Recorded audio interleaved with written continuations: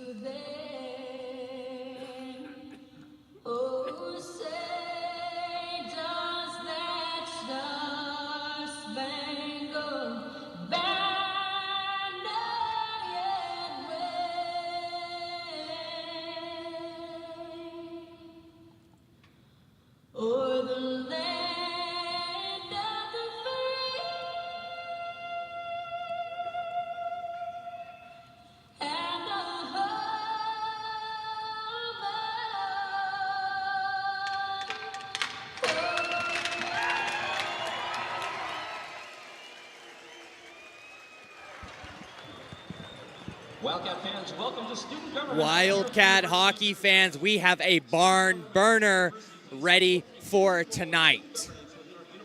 Super exciting game. I mean, it doesn't get better than this. Perfect time slot, Friday evening against in-state rivals ASU. Currently in the Cactus Cup, Arizona is up 2-1 against ASU, with a possibility to win a third crucial Cactus Cup game on home ice. Tomorrow, they will be playing same time, same place. Saturday night, 7:30 p.m., and they'll be doing it in some very nice, very flashy pink jerseys. Absolutely, Rosemary. Kind of taking a look at the rankings of where ACHA is at for the league. U of A is higher in the rankings than ASU by 3 points. ASU is coming off a bit of a losing streak from their time in Chicago, so it'll be interesting to see how that affects their play here tonight. Absolutely. I mean, looking at both of these teams, they're a lot farther apart than their rankings would suggest. Arizona had a pretty bad streak of losses, but that can mostly be chalked up to the opponents they were facing. I mean, they played Minot, they played Maryville, they played Liberty. Those are really tough opponents. Maryville's in the top 20 in the ACHA right now, and they beat Maryville. They're playing some really tough games. Coach Burman said he loves what he's seeing out of the guys. They're playing really simple, really fundamental hockey, and it has been really, really good for the team. This is Rosemary James Stewart in the booth with Brooke Barker. Brooke, let's get set to drop the puck as the Wildcats will look to establish pressure early on home ice.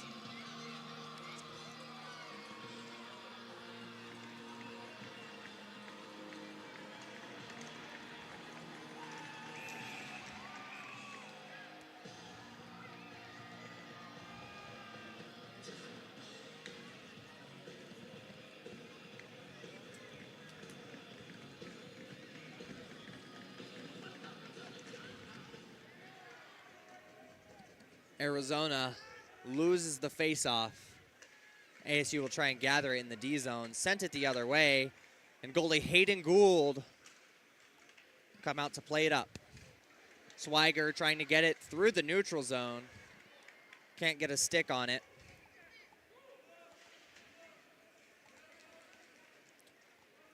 Hodgson back to get it, followed by Curley. Hodgson again. Rue skating hard, trying to make some space for the puck, as Swiger takes a nice chop from neutral ice to get a line change. Quick shot there, sent high above the net. Arizona already starting with some great defensive matchups. I mean, there's been 2 entries by ASU so far, and in both entries, they've been outnumbered by the Wildcats. That's something you want to see, especially during the early moments of the game when there's no way that guys can be tired from the back check quite yet. Totally, Rosemary. Kind of taking a look again at that defense. It's a very interesting pattern that they're pulling. It doesn't really look like it is kind of a one-on-one covering situation. It feels more like they're just covering as much of the ice as possible as kind of a defensive core and as a group in general. Absolutely. Than one-on-one. It kind of reminds me of penalty kill situation. Walker with a quick shot, blocker save. It reminds me of penalty kill hockey, where they're kind of just skating around. They don't have a particular man. They're just covering the puck wherever it is. Vilhauer in the offensive zone.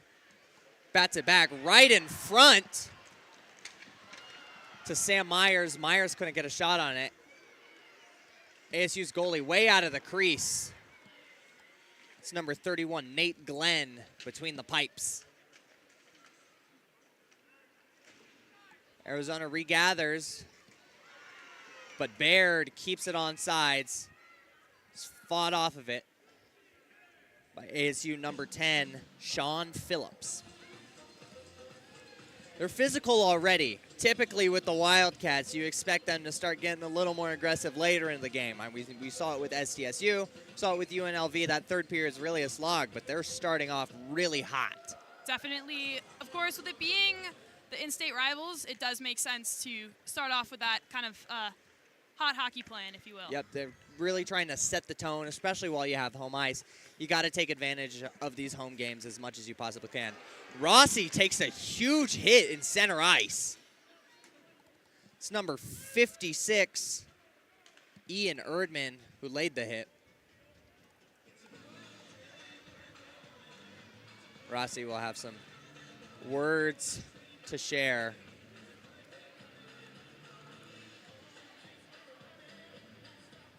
Looked a little bit late there. I think that's where Rossi's gripes are coming from. But with the tone they've set so far, you kind of have to expect that ASU is going to return a little bit of that fervor, and they did in a big way. Slack strips the puck and gets it through the neutral zone.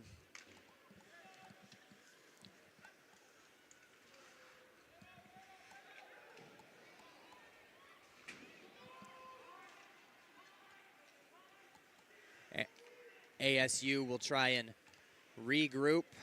Sends it through the neutral zone, but chopped back the other way. Hodgson skating towards it. Hodgson with a nice reverse hit there. Wasn't going to go down, especially on a hit that late. Nicholas Chioka back behind the net to take the puck. Shoved off of it, but there's two guys there to fight for the battle. Quick tip in front of the net. Goalie Hayden Gould seems pretty okay with it.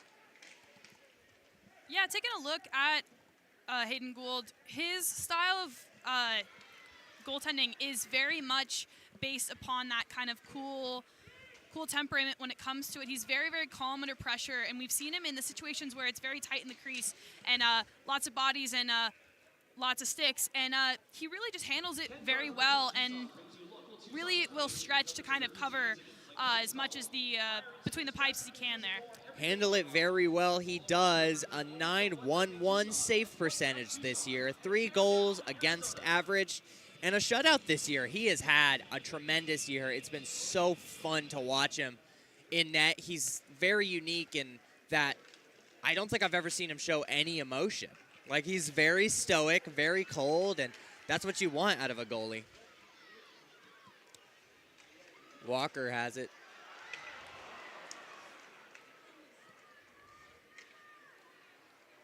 Huge high danger chance here, followed immediately by some 2-on-2. Quick shot there, swallowed up into the pads of Hayden Gould. We just talked about pressure. That situation was scary. I mean, a 1-on-1 became a 2-on-2, became a 3-on-3. Just more bodies just came into the lane, and there wasn't any blocking going on. The shooter had a clean, straight shot right to Gould, and Gould barely glanced at it. Looks like it's number 11, Will Josephson, in for the faceoff. Arizona State has it behind Wildcats net. Quick shot there. Blocked glove side by Hayden Gould. He couldn't get a handle on it, but defender there to bat it out of the way. Hit against the boards there by number 2, Jacob Cosden.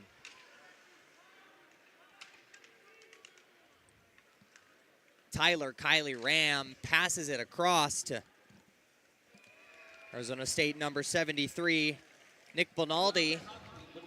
Gould's response, frees the puck. Taking a look at ASU's kind of strategy going into this, it appears to be very much a game of the minute a U of A player has the puck to kind of just hit him into the boards, honestly, and try and keep as much possession as they can. Absolutely. I mean, you want to try and minimize whichever team's puck percentage and time. You want to minimize it as much as possible. Arizona State's doing that in a big way by anytime they see a puck, they go and they get the puck. You know, it's some pretty old school hockey. You see puck, go puck, get puck.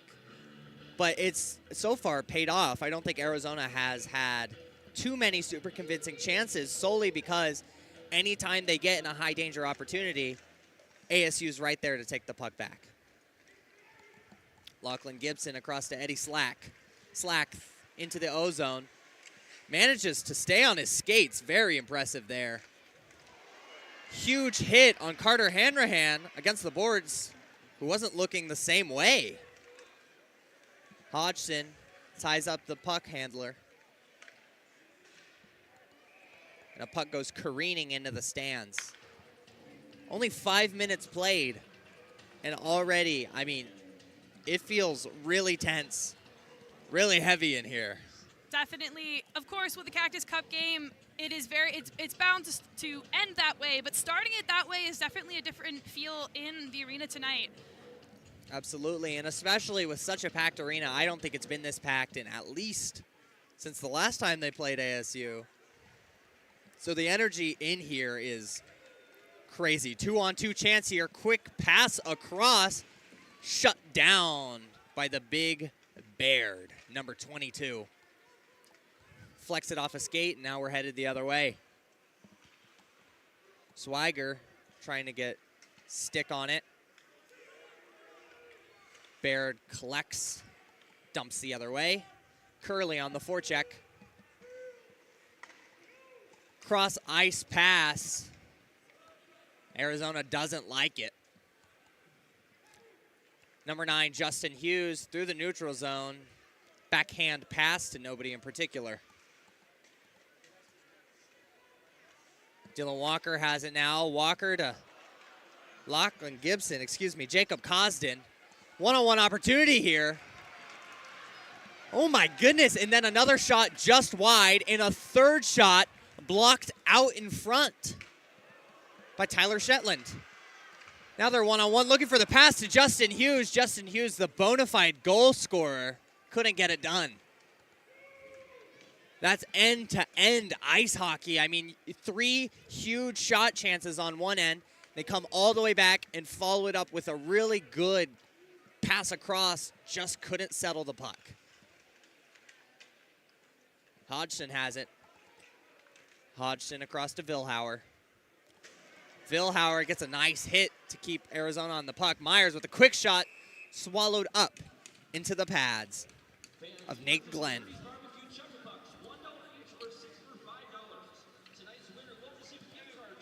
Now, Nate Glenn is not a short guy in net. 6'5". I mean, you see him standing in net right now.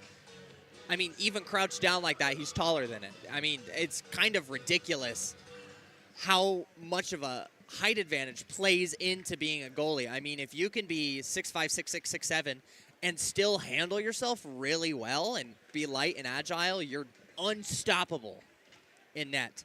Compared to Hayden Gould, Gould is 6'2", and doesn't really play like he has that smaller stature. He's pretty big and squares up to the puck a lot in net. Hodgson shoved off the puck. Some cross checks shared there. Seems like the whole team was kind of sleeping, waiting for a whistle.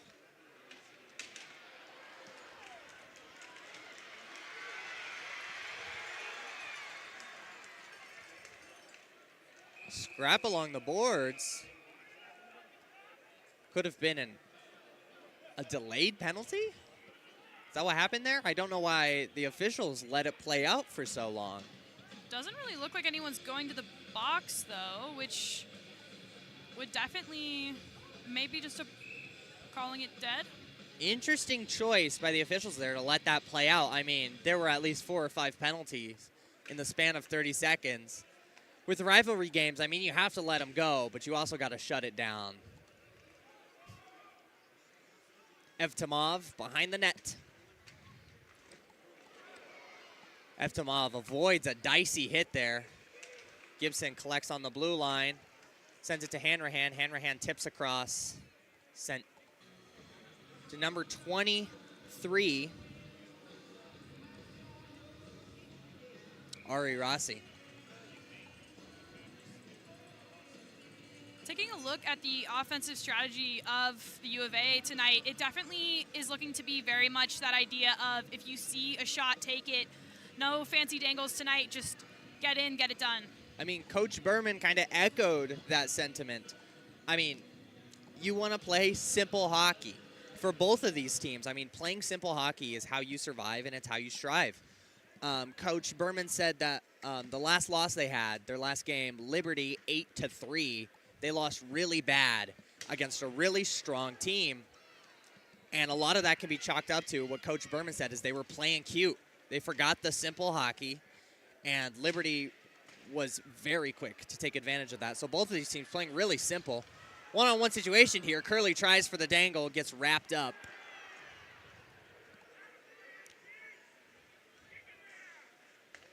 Franklin passes across. Rue, strong hit along the boards, pops the bucket. I don't think I've ever seen that before.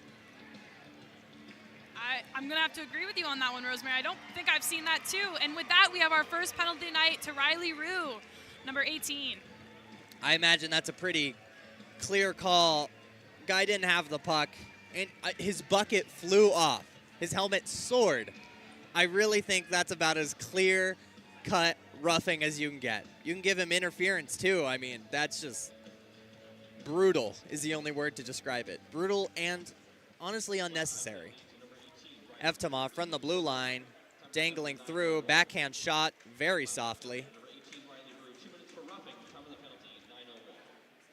2 minutes for roughing, final call. Marchmont sent across to Evtimov. Evtimov, very dangerous on that blue line. As a defenseman, he leads his team in points. 4 goals and 9 assists. And right here, you really see he's the first person in every look. Quick shot as Arizona State pops the bottle over the shoulder of Hayden Gould. Taking a look at kind of the strategy before that goal happened, we saw ASU definitely kind of play a passing game, which if you've listened to Coach Vernon talk about the goal scoring, he thinks the passing game is kind of where the teams can get in the weeds. But watching ASU do it there, they definitely were kind of running the Wildcats kind of around and then taking that quick shot over the shoulder there. It just seemed like everything fell the way it should. Evtimov to Marchand, back to Evtimov, back to Marchand, find the forward in front of the net, and just shoot the puck. I mean, when you have 2 defenders in your top 5 scorers on the season, it's no wonder they want to play the passing game all day. Give it to your defenseman, see if he can get a look. Arizona, again, unable to capitalize on a goalie way out of the net. And now they're forced into a one-on-one. Stick saved by Hayden Gould. Arizona keeps getting these really good chances, but no one to have the puck. I think that's a testament to the defense that ASU is playing. Joka trying to skate into the zone, elects to dump and let Walker chase. Rosemary, you said a couple times that the ASU goalie has been out of the net pretty far away, and we just have not taken, the U of A has not taken that shot on goal. Do you think that is a defensive capability or the offensive? Quick shot there, swallowed up into the pads of Gould. I really think that's this ASU defense. I think they're able to cut off these passing lanes, swarm the guys without getting those silly interference calls. And I mean, even at even strength, like it feels like they're playing that messy, get in front of the puck, get in the lane hockey, and it's worked out really well. Even when, you know, Glenn is 10 feet away from the net, there's nobody to make a pass to and score a goal because nobody has an angle on it. And really, I think ASU is just doing a great job of closing down those angles.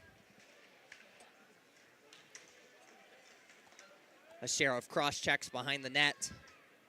Arizona's going to dump it into the other end. Great touch there to avoid the icing.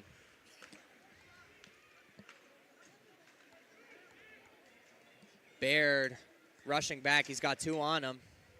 Just got to tip it the other way. Myers playing really scrappy there to try and get a hold on the puck. Ends up working out in his favor. Baird has it now. Kind of a messy misplay there by Gabe Stoner. Puck sent wide of the net. But now Evtimov's on the blue line again. Quick shot from the blue line. Pad saved by Hayden Gould. Josephson trying to find a puck. Along the boards, gets it. Stoner dishes it out.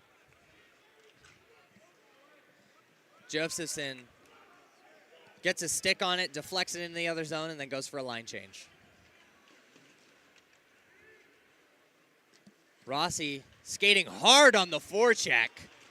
Slack there to help capitalize.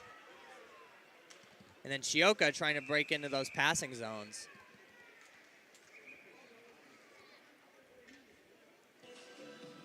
Two players there who I think are kind of each other's foils on this team, Nicholas Chioka and Caden Butler.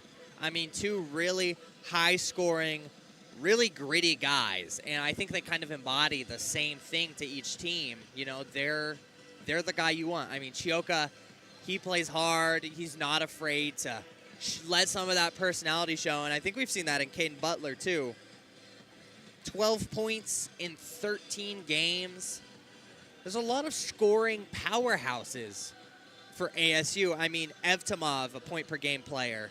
Definitely, and kind of looking at Butler's stats a little bit more as well, you do see that 7 assists, which definitely means he is one to understand that sometimes someone else has that better shot and give that away for that better shot. And seeing that as seeing the higher assist than the goals, it can be a little bit scary just to think like he is able to read the shots better on where to send it for a better goal.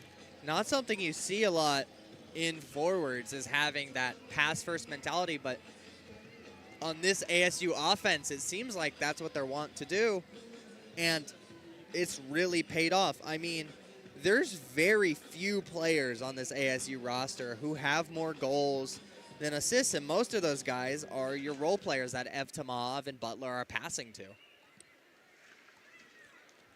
Chioka along the boards. It's picked up.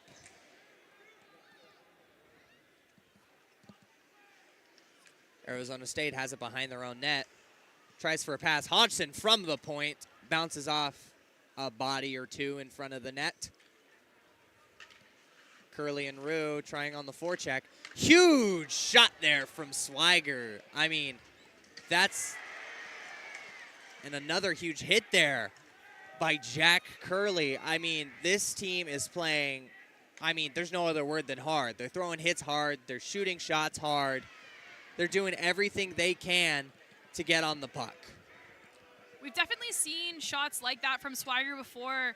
He definitely is one to take it from as close to the blue line as he can, and they definitely are. They're getting closer, and it depends on the goalie as well, just to where or how big the goalie really is, and Swiger really attempts it from anywhere he can. I think by the end of the season, he'll have one from the blue line. You know, you don't see it a lot in forwards, but I think if he keeps taking enough, he's going to get it. Lachlan Gibson going hit first, gives up on the puck so he can get a hit. Arizona State can't keep it on sides. Evtimov back behind the net. Josephson and Vilhauer on the forecheck. And Walker picks it up in the offensive zone. Walker looking for a pass. Can't find one, ends up giving it away to number 91, Carter Newland. Evtimov behind the net. Scooped up along the blue line by Arizona. Arizona elects to dump it. Vilhauer trying to get to the puck, taking down anyone who decides he shouldn't. Newland has it now. Newland past Vilhauer. Tried to go around Cosden, but they shut it down. Thought they sent the puck over the boards there, but they managed to keep it in. Now Arizona's going to try and regroup. Hits the skate instead of the stick. Arizona has a chance here. Arizona State has a chance here, excuse me. And now Arizona has a chance here, one-on-one. Tries for a cute dangle. Could not make it work. Shot from the point. from the blue line. Gould takes care of it cleanly. We've seen that move a couple times now from the Wildcats of kind of just tipping that puck into the air and sending it as far across the blue line as you kind of can there. Just hoping that one of your teammates is picking it up, and it seems to be working quite well for them, actually, just to keep that in possession when there's a couple of ASU defenders on you. The only thing I can say, sent way high. The only thing I can say about that, I mean, when it works, it really works. When it doesn't, I mean, it also discombobulates your teammates. You know, your teammates aren't exactly ready for the puck to go up like that. So on that last play, Josephson took one right to the skates because he had no idea where the puck was. He was skating gingerly off, I think, for a line change, and he just wasn't ready for it because he thought the puck was out. But when it works, it really does work. You can throw off an offense really easily like that by just making them lose track of the puck. But then it has to be your responsibility to get back on it.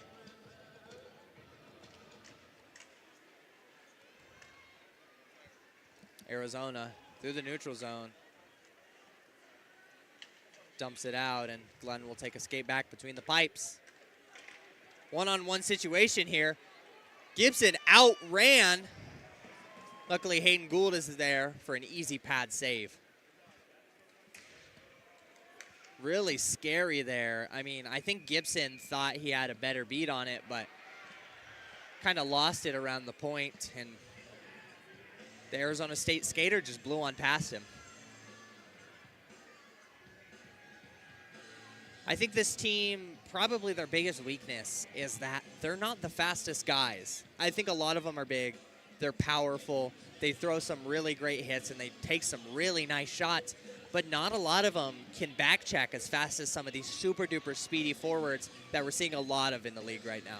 Definitely. I would not count out Shetland, though, number 27. Absolutely he definitely not. is the fastest guy on the team, and you're seeing it right now as he speeds down that ice to get over to the player with the puck. Absolutely. Arizona trying to get out of their own zone off the skate of Walker. Now Kylie Ram has a chance, but Hughes manages to pick it up, so now we'll have 2-on-2.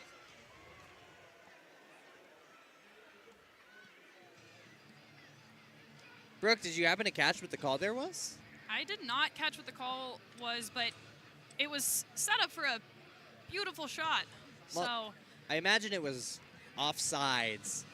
Just didn't, keep that skate in for long enough.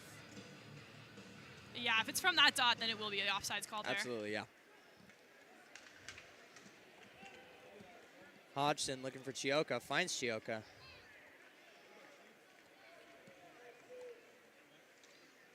Chioka sends one way back, hits the rear boards. Is that second high one from Chioka tonight? Might be. I think it's really interesting to see. Hold on, Kylie Ram here with a passing front. Hayden Gould lets it bounce off the pads, and it's picked up by Josephson.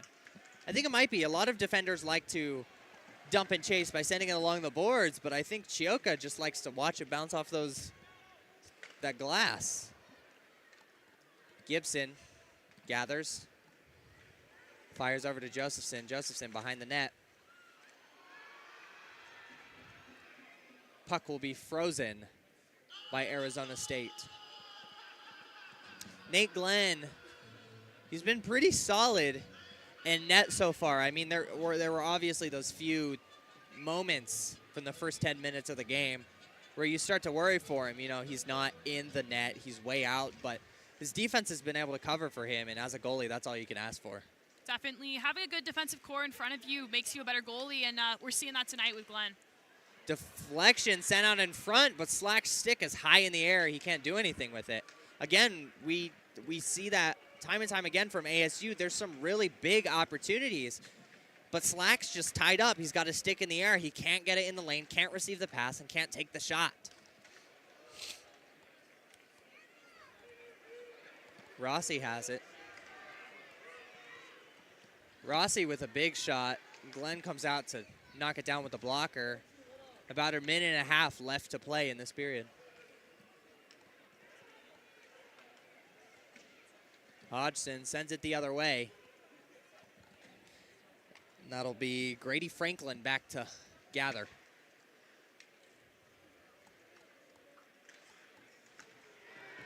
Curley tries to throw a hit to prevent the zone entry. Not so lucky as Chioka will get fought off the puck. Swiger takes a hit, can't hold on to it. Curley sends one right back the other way. Excuse me, Rue. Curley was there to take the pass. Great pass there, just couldn't find the man. Pretty high danger opportunity there. 1 minute left in the first period. ASU leads 1-0. Arizona headed the other way during a line change. Chioka giving it to Shetland, recognizing the speed, letting Shet just skate there. Walker has it, now Shetland. Battle along the boards, Hughes. Walker gonna try and shoot with dwindling seconds. Off the pads, and looks like ASU's gonna dribble it out. Still 30 seconds left to go. Stoner fighting for the puck. Hughes has it. Sent forward, 15 seconds to play. Walker fighting for it. It's Hughes' turn. Hughes strips it. Quick shot there, sent way wide of the net. Looks like Arizona State will outlast the Wildcats in the last minutes of the first period. Stay tuned during the intermission for some player interviews, and we'll be back to bring you to second period shortly. Brooke and Rosemary, and this is Wildcat Hockey.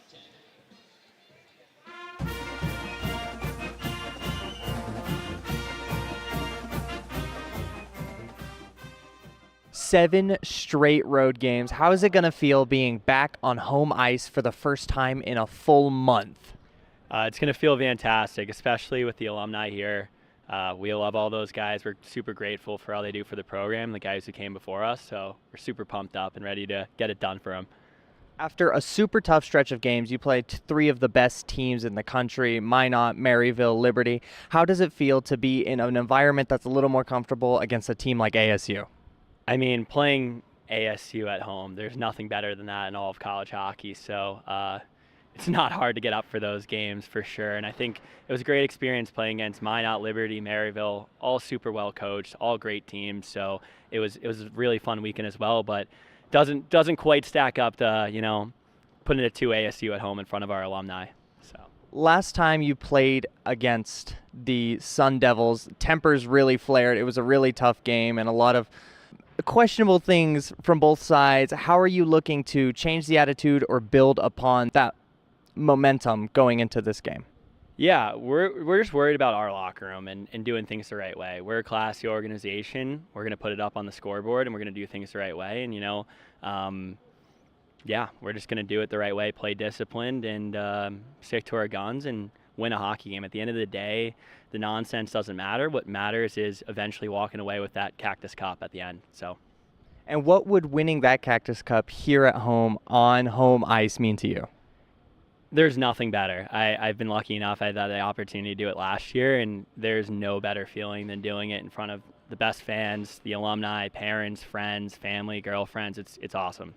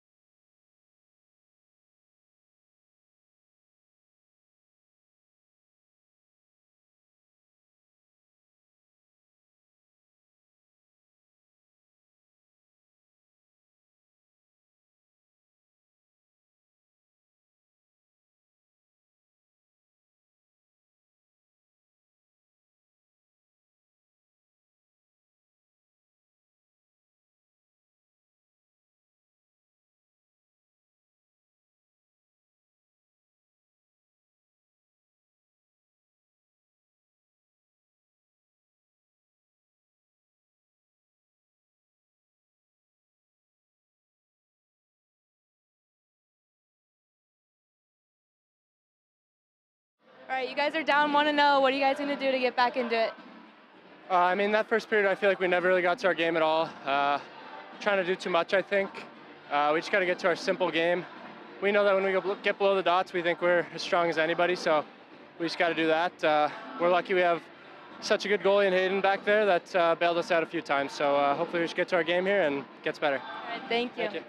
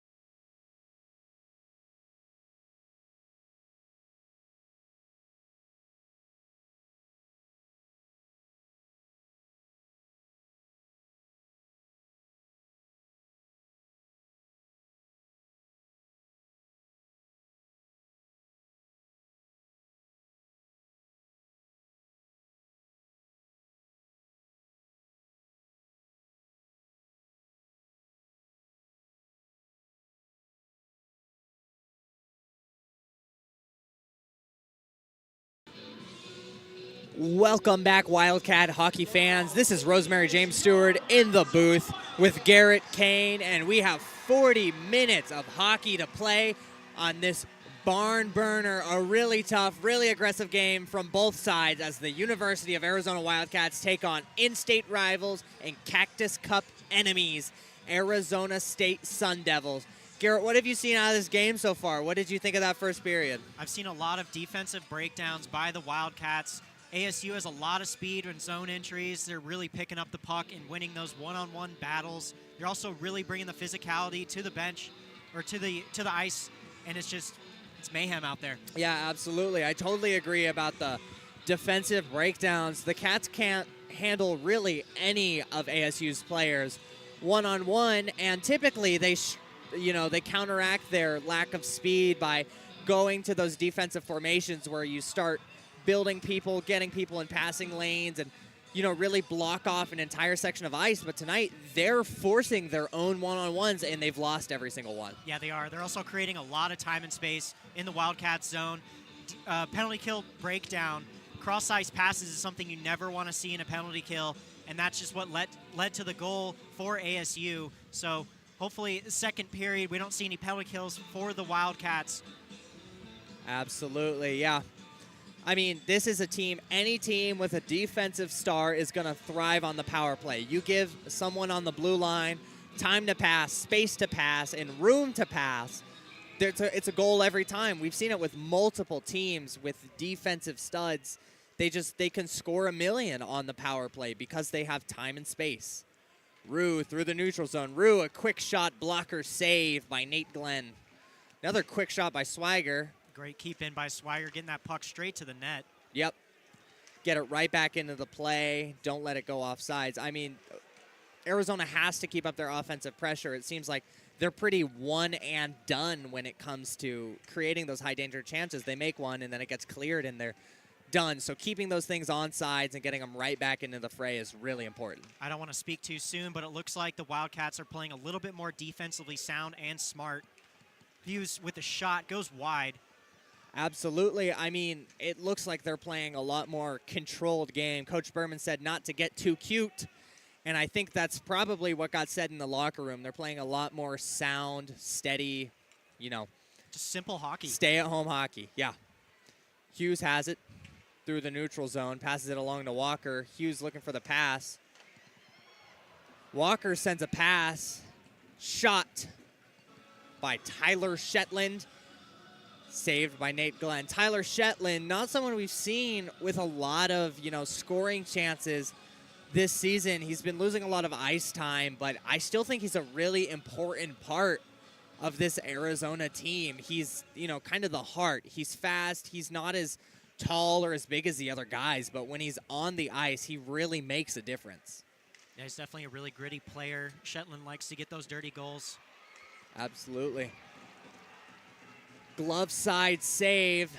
Now it's anywhere but safe in front. That was 4 or 5 deflections there as Arizona State really tried to get a goal.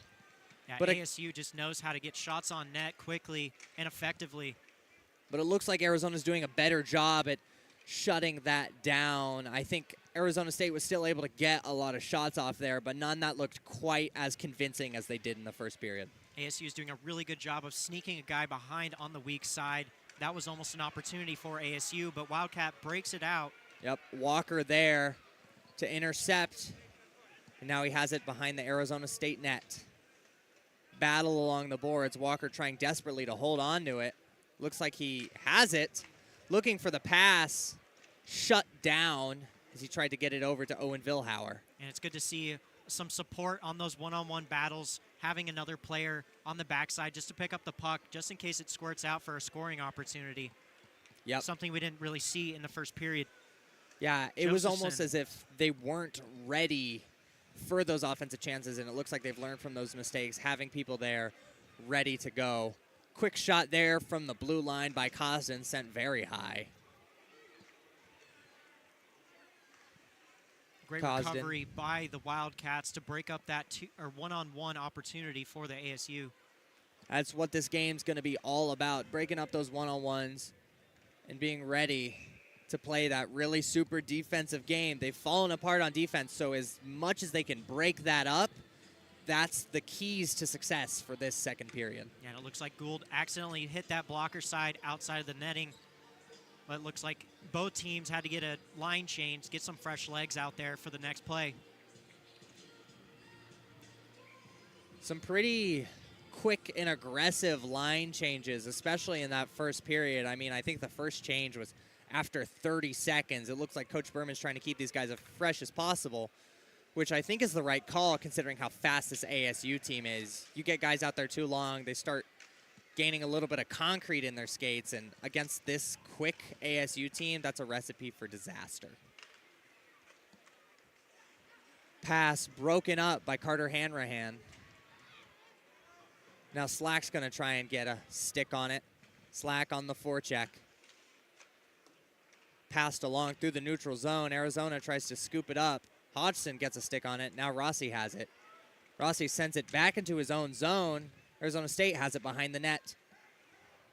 Looking for the pass. Quick shot from the point. High blocker saved by Gould. And ASU definitely has a lot of time up on the points to get shots off. They look very comfortable getting the puck up to the defenseman to get a shot.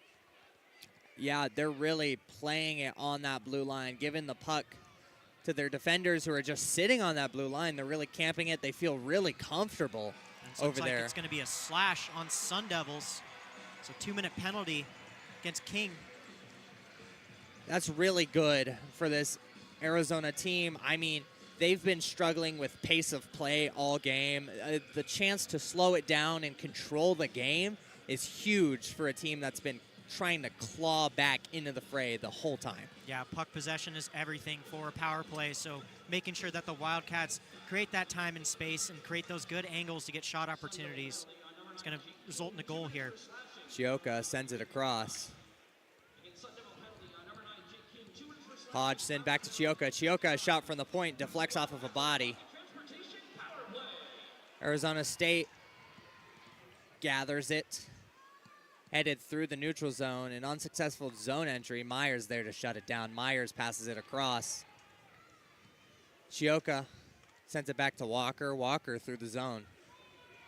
Walker trying to create some space there. Rue's there to pick up the puck after Walker shoved off. Yeah, as long as Rue can keep that comfortable on the outside, he can maintain possession and get a shot opportunity. Looks like that squeaks out for the Wildcats on that blue line. Chioka's going to pick up the puck again here. Yeah, Myers tried to get it across to Chioka, and it doesn't look like Chioka could get a good handle on it. Sent over the stick, and ASU was quick to capitalize on that. Myers there looking for the cross ice. Chioka has it now. Chioka looking for a shot right into the chest pad of Nate Glenn. And it still looks like the Wildcats are just trying to get a little too fancy on the power play. A lot of shot opportunities missed. Wide open net, even for a rebound to get a rebound opportunity in front of the net, but just trying to set up the perfect shot, and it's just not working out. I think we're seeing a little bit of whiplash from the first few games they played where their power play was the passing game. They'd just sit, and they'd sit on the blue line, and they'd pass, and they'd never get a scoring opportunity. Now they're kind of doing the opposite. You see Walker skating in the zone, and he's trying to create space, but there's nobody really there to get a pass across to or to eventually take the shot. Yeah, and you can see here, Sun Devils are very aggressive on their penalty kill, really stopping the play before he even gets to their zone. Yeah, ASU really has the upper hand on the penalty kill. They play really confidently shorthanded. They have two ahead to forecheck, getting comfortable line changes out. Yeah, they're just killing time at this point here. Wildcats got to get something going. Only 10 seconds left in the power play for the Wildcats. Walker is going to try and skate in, create some space, get one last thing off before number 9, King, skates back in. 5-on-5 hockey. King's out of the box. Swiger has it behind the net. Swiger trying to get it. Can't get a good handle on it. Pays the price and goes down. Looks like a little bit of a line change mishap there for the Wildcats. Quick shot there. Very dangerous opportunity, but it looks like it's sent wide. It's like a very risky situation here. Erickson with a real chance. Yeah, Erickson coming out flying on that shift. Absolutely, and I mean, he's holding on to the puck better than anyone else on this Arizona team, I think, but now we're headed 2-on-2 the other way. Looking for the cross ice, easily got it, but Gould kicks it out. Pass is intercepted by King. King with a quick shot. They'll call it. I know they just called a penalty here on ASU, but a lot of missed calls on both sides. They're really letting these players play. The physicality is definitely picking up because of it. Absolutely. I mean, especially with rivalry games, you know it's going to be a physical, it's going to be a rough, it's going to be just a pretty, you know, aggressive game from both sides. And I think the officials are kind of erring on the side of the players can figure it out. They'll figure it out amongst themselves. And so far, I think ASU's been thriving off of that. They played some very gritty hockey, tying up sticks, forcing, you know, some Arizona players to get some really bad looks in because they're just playing so gritty. And the fact that the officials don't want to give either team really any calls, Arizona State's thriving. And I see Sam Myers here, got a couple other line mates that are really showcasing their power on the power play, so hopefully they can get something going for the next 2 minutes. 13:03 remaining in the period. A face-off here. Would love to see some more, you know, quarterbacking from Chioka. I mean, he's a very offensively minded defenseman, but he just hasn't had chance to shine. Chioka, quick shot, and just as I say it, Chioka scores! The Wildcats tie it up, light the lamp. ASU 1, Arizona 1. Yeah, Chioka really placed that shot perfectly to get tipped up on top over the net. That was a beautiful goal. Absolutely. I mean, I said it moments before it happened. Chioka really can see that play develop. He's an offensively minded defenseman. He's constantly looking for those passing lanes and those shooting opportunities, and he found the perfect one. Goes right over the shoulders of Nate Glenn. Great goal there. And that was what I was talking about, missing those shot opportunities. Chioka found one, went into the middle of the ice and took a shot. Absolutely. Nothing fancy, nothing crazy. He just finds the puck and he shoots it. It looks like the Wildcats are really picking up the pace, but it's going to result in a penalty against Ari Rossi, I believe. Rossi, imagine we'll be taking it for... I guess he's going in for roughing. Roughing, cross-checking maybe. It just looked... Oh, interference. Interference.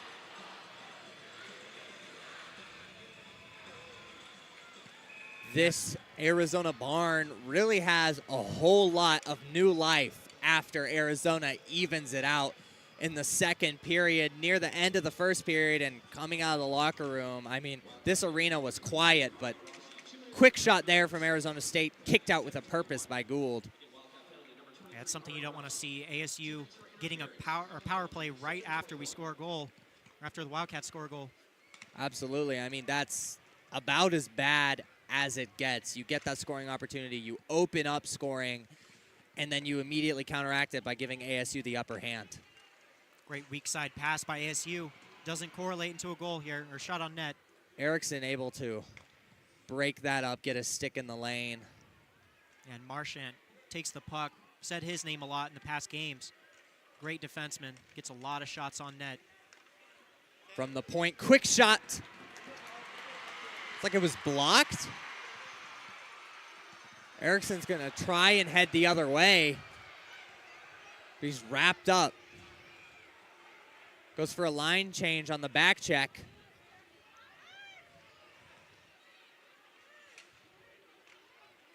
The Wildcats are doing a good job of keeping the puck on the outside. As you can see there, dumping the puck out, getting a quick line change for ASU. Kind of interesting line change. Left the goalie all alone there. Yeah, all alone in the play. Couldn't find anyone to pass to, and Vilhauer was closer than any Sun Devil was. Hanrahan. Lachlan Gibson breaks it up. Erickson chops it back the other way and rims that clears. Wildcats going for a change. Got 20 seconds left on this Arizona penalty kill. And ASU really stretching the ice in the neutral zone, allowing for that ASU break-in cleanly. Yep. Shot sent way high, but ASU able to stay in the O zone. Great job by Hughes, not staying out of position, but staying in the right position to get that puck out. And Rossi's back in. Looks like he's going to go for a change.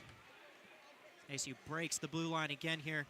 Broken up by the Wildcats. Walker was there to intercept it, but couldn't get a handle on it. Luckily, his teammates were there to bail him out.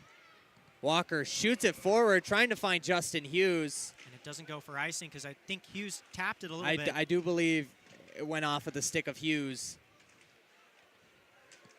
We got Shetland and Hughes kind of battling each other for the puck, trying to decide which player it should go to, and ASU breaks it out into the neutral zone. Arizona really needs to settle this game down. The less communication and the more, you know, obstacles on the ice, the worse and worse their scoring chances get. They really need to. Great pickup by Chioka. Really Across to offensive Shetland. defense. Shetland with a shot. Glove save by Nate Glenn. Flashing the leather a little bit, and Looks like have some scuffles in front of the net. it looked like, I think, Chioka had the goalie's stick wrapped up, and Arizona State. Looks like it was just one too many shoves there. Yeah, I couldn't see the number on there. good work by the officials to kind of, you know, you'll accept the in-game, you know, obviously they're trying to do stuff and it's just not working, but outside of the play, if they're going to do rough stuff like that, you got to shut it down. Great call there. Looks like ASU's doing a little timeout of their own. Looks like they're going to get yelled at by the refs. Rue trying to point it out to him. I think they were trying to figure out their lines a little bit, but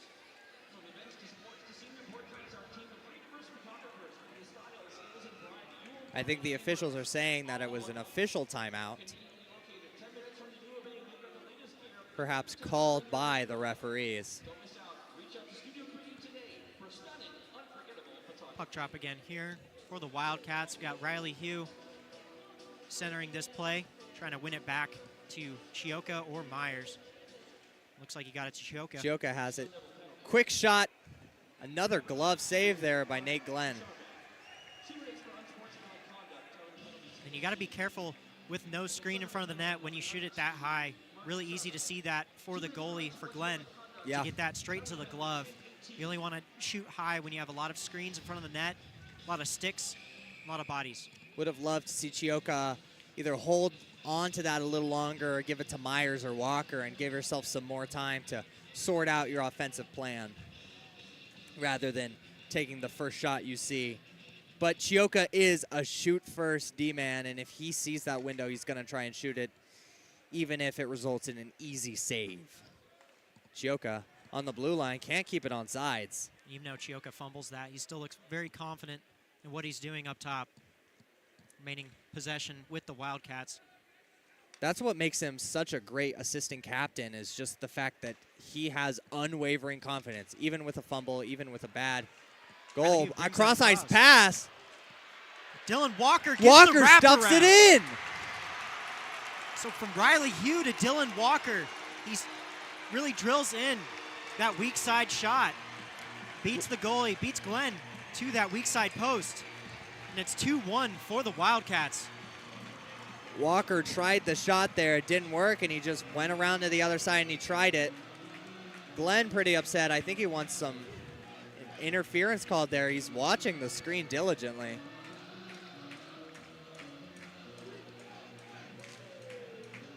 But just a really clean play there by Walker. I mean, he gathers the puck and he stuffs it in about as textbook as you can get, especially with Nate Glenn overextended to his right like that.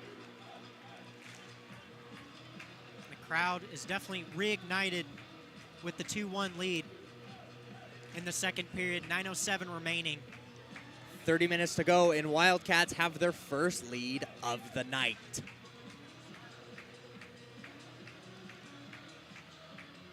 And you know our Wildcats, they do love to dig themselves out of holes from the first period. They normally don't have the best first period, but pick it up in the second and third.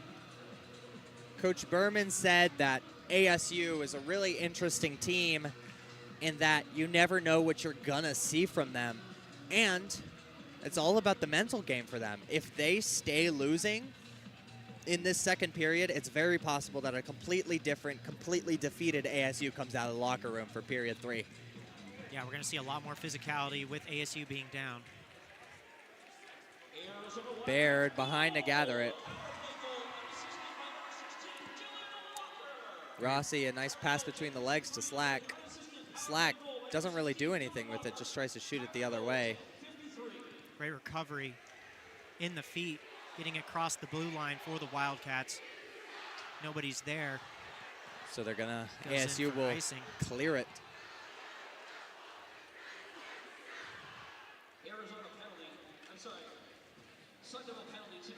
Definitely a very big transition from the first period to the second for the Wildcats.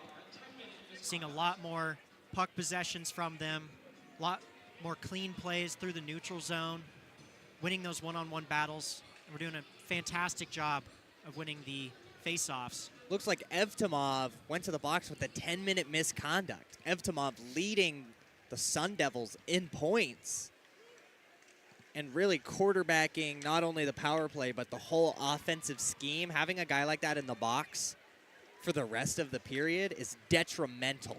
Yeah, great pickup on that. We don't have the PA here tonight. Can't get those announcements for those penalties and shots. Swiger across, Curley with a shot in front. Swiger turns around and tries for another. ASU regathers and is headed the other way. Big hit by Hodgson through Great. the neutral zone, breaking up that pay. Super great, super clean. That's the kind of hitting you want to see all game. You're not going to get it because it's a rivalry game, but And that's something you don't want to see, knee to knee. Those are really dangerous hits.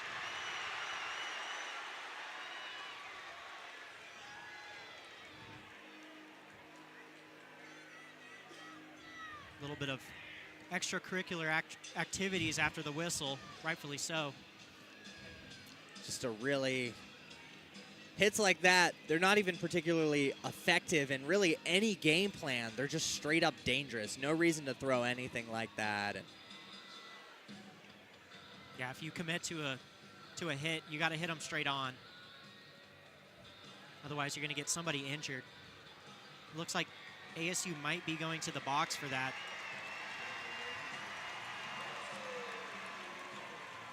Referees are always going to call that retaliation after the play. Looks like U of A is going to the box also. That's going to be Chioka. Chioka heads to the box to counteract. Ryan Quast in the box. Seems like after Evtimov's penalty, I have no doubts that the refs are going to be buckling down. Won't be surprised if we get something along the lines of a game misconduct after what they gave to Evtimov. And the second period's definitely slowing down a little bit with a lot of penalties showing up on the board. Penalty minutes are quickly adding up for this game. For Arizona, bringing out the power play unit has been pretty key, but the past few penalties, they haven't gotten the chance to show off the power play. We'll have 4-on-4 hockey. Walker behind the net. This is my favorite game here. Really spreads out the ice. Get to see individual plays by every single person. Just like that, Justin Hughes breaking the defenseman, almost getting a shooting opportunity. With only 8 guys on the ice compared to your regular 10, the ice just feels so sparse, and you're able to see the passing lanes really clearly, and individual players can shine and dangle in ways that they usually aren't able to when you have that extra player, either your center or your D-man, ready to shut it down. Gibson from the blue line, pass across to Shetland. Shetland looking for a pass. Shetland using a lot of speed to gain time and space for the line change for the Wildcats. Great job by him. Slack dodges. Great work by Slack there, managing to stay up and getting a shot off. But Nate Glenn seals off the net. Yeah, Nate Glenn seeing a lot of shot opportunities for him. We'll have a minute left of 4-on-4.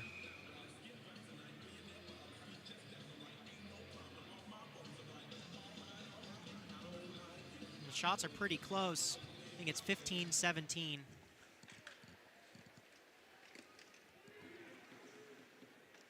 Can't really see the screen here, but so it's 17-17. So yeah, great shooting opportunities on both sides. Glenn really standing on his head.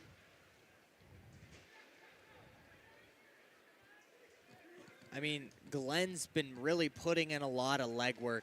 I mean, Arizona scored too, but it really feels like he's kind of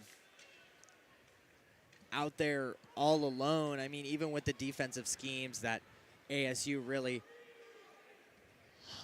hunkers down on, I think Glenn's been doing a great job in net. Great puck possession by ASU, working the puck around, trying to get a shooting lane. Great job keeping that point up high. Great pad shot for the rebound, but nothing of it. And Tyler Shetland looks like he was going for that puck, and that's going to be another penalty for the Wildcats. And he's going to go right back into the box for tripping. Pretty nasty there. I mean, you come out of the box, you want to make a statement, but not by skating right back into the box. That was a pretty dangerous play there. And I mean, having that door open and Chioka coming right out. He's not the smallest guy. No. Chioka's not exactly scared to get a little bit dirty. He had a game suspension earlier this year after getting a abusive officials call. So he is not afraid to get the penalty if it means making a statement. And the Wildcats are back on the penalty kill. Shot from King. That went off the post, I believe. A great shot right there. To the neutral zone for Sun Devils as they work the puck around, trying to create some time and space. King kind of had it on his stick there for what felt like ages, but I don't think any of the Arizona defensemen were ready. And you can see a difference how the Wildcats play their penalty kill. They're a lot more passive, trying to take out the middle of the ice and allowing ASU to kind of take those shots right there and block them and get the puck out. If Arizona were to play themselves, their penalty kill would be phenomenal. But against a team like Arizona, who's going to pass along the blue line and look for their shots, great shot doesn't really work. John Baird. Baird, a big guy, not afraid to block anything. He's kind of a true defenseman. He's big, he's tall, he'll get in front of the puck and he'll shut down those passing lanes. Pass outside to Marchant. Marchant off of, it looks like the skates of Vilhauer. Vilhauer quick to try and break it up. Missed opportunity there by ASU, kind of fluttering puck. It's the best ice you can get in Arizona. Hodge picked it up and whipped it out. Sent it flying in an attempt to clear. 43 seconds remaining in the penalty kill for the Wildcats.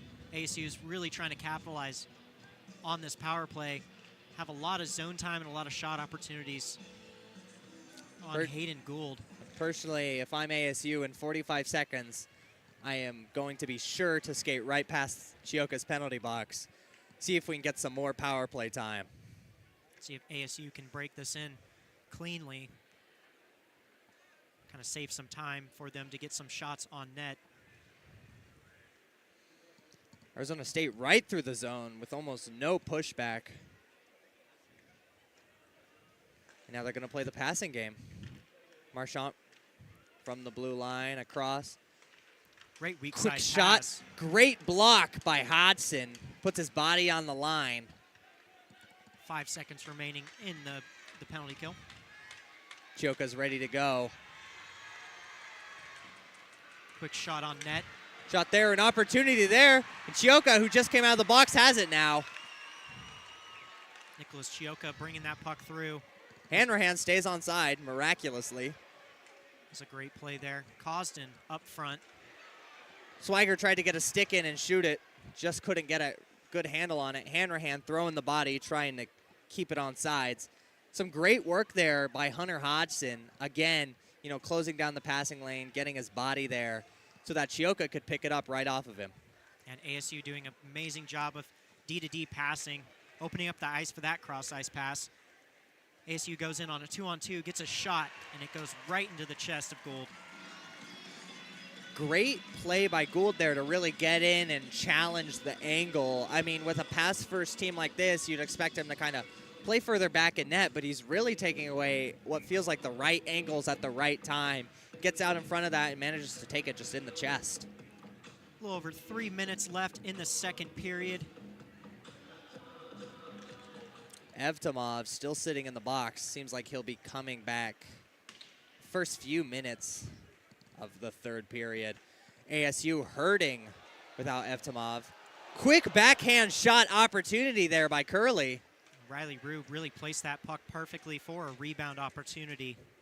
Just couldn't connect into the back of the net. Stoner has it. Stoner ahead to Swiger. Curley picks it up. Curley through the neutral zone, out-skated. Still trying to keep a stick on it. Great Huge shot by hit Curley. there by Curley. Oh my goodness.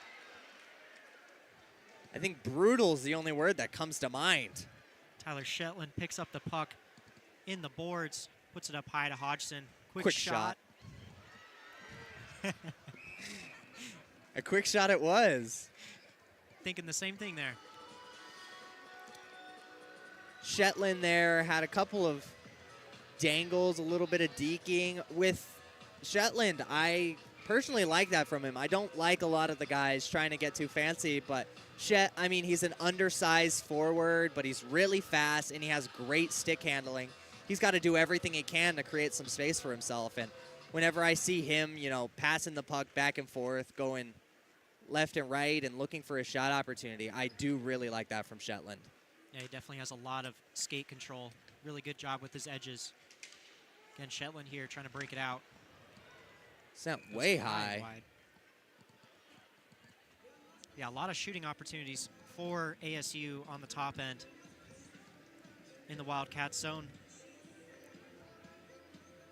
Seems like they're playing a pretty similar game to how they were when Evtimov was in, but almost like they've lost a little bit of like the extra off the top, the specialness that Evtimov brings to the game. They're playing the same way to some success, but without Evtimov there, they're lacking the same pace of play they had in the first period. Great job by John Baird to get that puck out of the zone. Arizona State gathers, cross-ice pass into the neutral zone. Looks like Gould's going to get that over to Myers, trying to squeak that out to the center swing, but it doesn't quite connect. Arizona State happy to play it behind the Arizona net. Scooped up, sent to the blue line. Leaving Olsen all alone up on top for a shot opportunity. Sent just a little bit wide. And another quick shot there. Looks like it deflected off of a body in front. Gould's going to freeze it. That was a scary shot by Marchant. Got tipped a little bit along the way with a flutter puck. Can never really see those for a goalie. There was a lot of people in front. So scary as went just possible a little bit wide. situation you can be in there. I mean, I don't want to call it all puck luck, but so much like chance comes into play when it just ricochets off of a stick. It's almost 50-50 whether it's, 10 feet above your head or right over your shoulder in the back of the net. Yeah. Super scary, but Gould kept his composure. He froze it, stopped the play. And Olsen and Marchant up on top. Just a deadly pair for shots.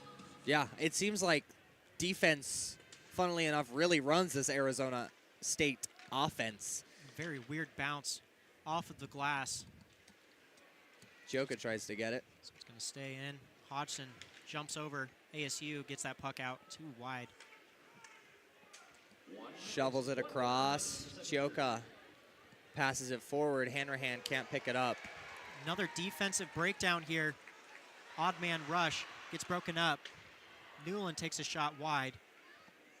I don't want to blame it on Hanrahan, but Hanrahan, a big, very important player. I mean, I honestly thought he was a defenseman, but he's a pretty defense-first forward.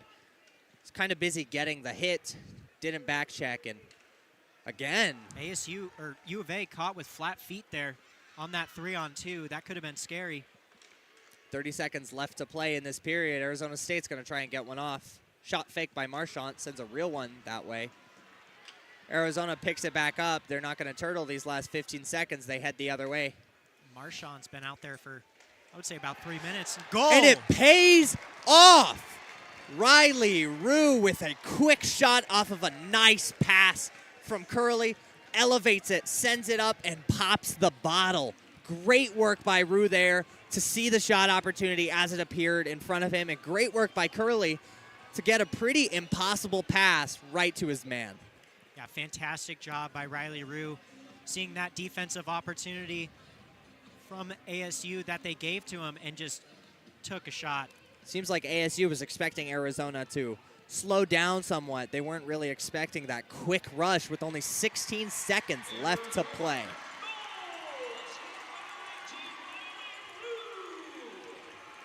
John Baird gets caught up inside of the boards, and that'll be it for the second period.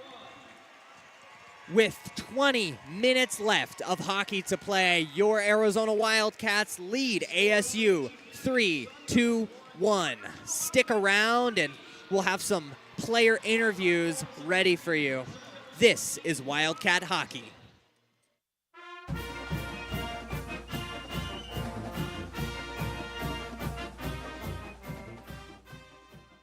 Ari, after 7 straight road games, you finally get to play one game at home on Tucson ice. How does it feel to be back in Tucson to play in front of a home crowd? Super excited. It's good to be back. It's been a long time away from home, and getting to play in front of our alumni is going to be a lot of fun. Having played 3 really tough teams, Maryville, Minot, how are you gearing up to play against this ASU team who isn't exactly on the same caliber as those teams? You know, playing some of the best teams in the country is a really good preparation for future on in the season, and it'll make playing ASU a fun task, and we should be ready for them. With Cactus Cups, crucial Cactus Cup games on the line, how are you getting ready to play with a huge trophy that means a whole lot to this city on the line? We've been spending a lot of time on the ice preparing. We're all super excited to get it done in front of our home fans.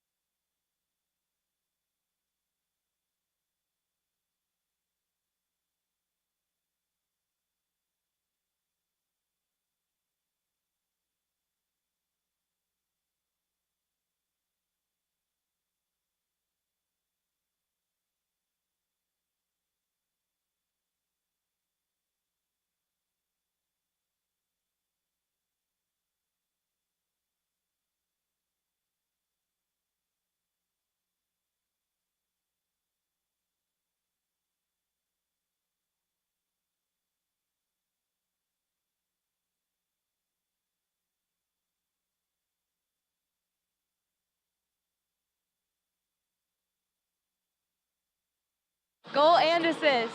What are you going to do to bring it up to the third period? I mean, we're just going to keep playing hard. Everyone's got to do their job. 2-goal lead here. Just got to close this out. Get ready for tomorrow.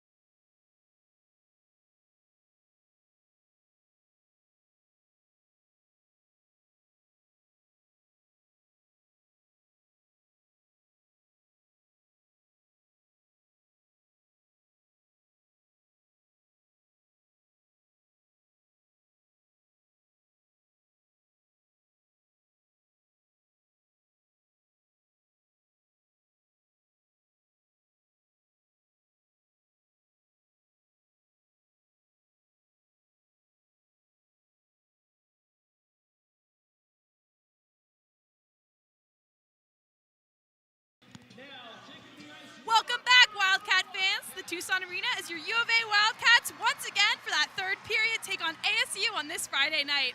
Thank you so much to everyone for joining in on the live broadcast. And if you get a chance, we would love to have you experience Wildcat hockey in person here at the TCC. I'm Brooke Barker, joined by Rosemary James Stewart. Rosemary.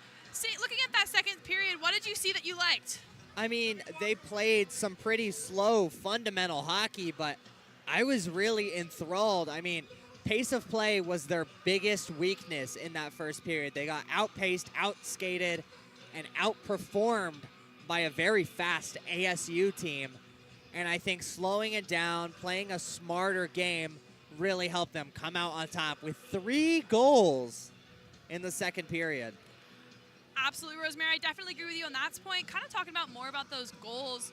Looking at that second goal of the second period from Dylan Walker, number 16, it was a beautiful, beautiful shot. He definitely has that puck vision that you like to see from the Wildcats, and he saw that opportunity, took it right over the shoulder of the ASU goalie, Glenn. And I mean, you can tell that this crowd is pumped up, especially after that loss against ASU in the last football game of the season. I mean, this is a team, or this is a crowd with just so much spite for ASU. They're more than happy to show it. ASU in the neutral zone. Slack gets a stick on it, but it's sent the other way. Gathering behind the net is Hodgson. And again, just like I said, this team, or this crowd, is so excited to support one of the only Arizona teams on campus that they can consistently root for. Kioka dishes it way to the other side, but it's picked up in the neutral zone, set down gingerly on the ice. Kylie Ram dished it forward. Way wide. Erickson gets his body in front so he can control the puck. Great play there. Now Curley skating through the zone. Swiger grabbed it. Excuse me, not Curley, Rue. Swiger grabs it. 2-on-1 situation. Arizona doing a good job to play the numbers game on defense. Shut down that opportunity. ASU skating through the zone. Puck taken away.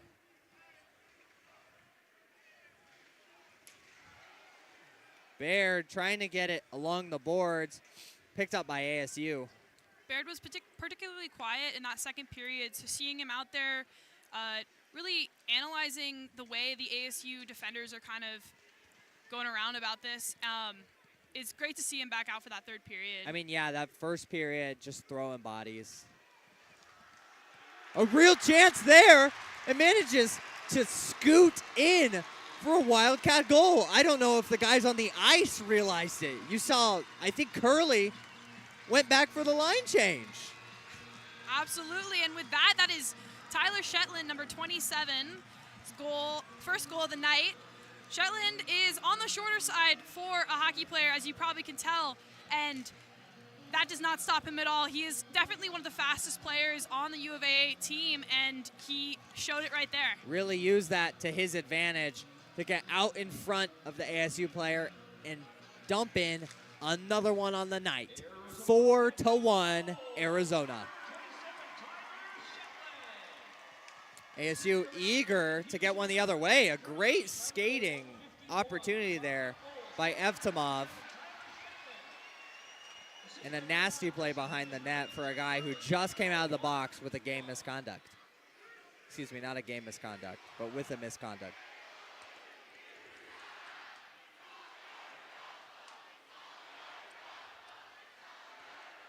One of my favorite cheers to hear from this crowd. I mean, it's not often you get an entire crowd chanting in unison. Good hit along the boards there by Josephson. Vilhauer gets it out of the battle. Josephson takes it. Gibson along the blue line. Quick shot. Deflection out in front. Looks like Glenn lost it there for a moment, but Josephson, who is right up in Glenn's grill, not able to dish it in. I believe that's the second goal we've seen from, shot we've seen from Gibson from that kind of towards us side of the blue line. And that's the second one in this game, so he definitely is trying something new on his kind of where he shoots from, and we're seeing it here. Gibson, not a player who really even takes a lot of shots, a pretty defense-forward defender, and you can see it there, but to see him taking shots and more confident in doing that is really good. Teams with a lot of depth who can shoot really from any line are particularly dangerous. Definitely, Rosemary. We definitely have a lot of players on the U of A team who are kind of in those two schools of thought of either an offensive-minded defense player or a defensive player who's offensively minded. And by having that depth, again, like you said, it really creates a more dynamic of a team just because you're able to kind of not just simply rely on your D-core for that defense. You can really just all around as a team work on both sides of that. Skating into the zone, Hanrahan poked out. Late shove along the boards.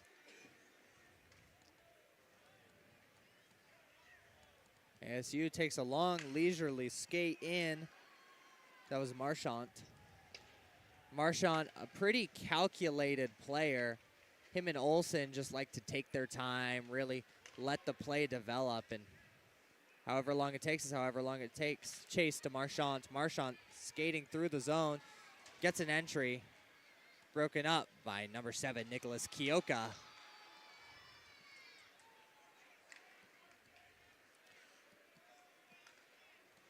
ASU will regather in the D zone.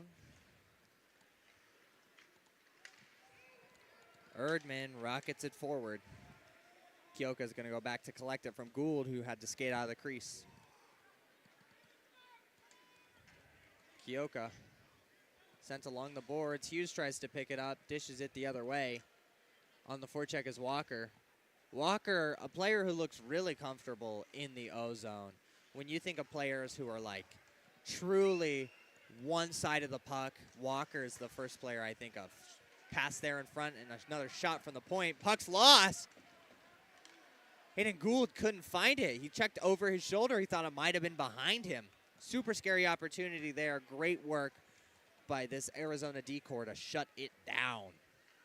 Hughes skating gingerly through the zone. Quick shot there by Walker. Like I was saying, Walker loves being in the O zone. He loves to create space. He loves to be on that forecheck. He might not be the best defensively, but for a offensively minded offenseman, it doesn't matter.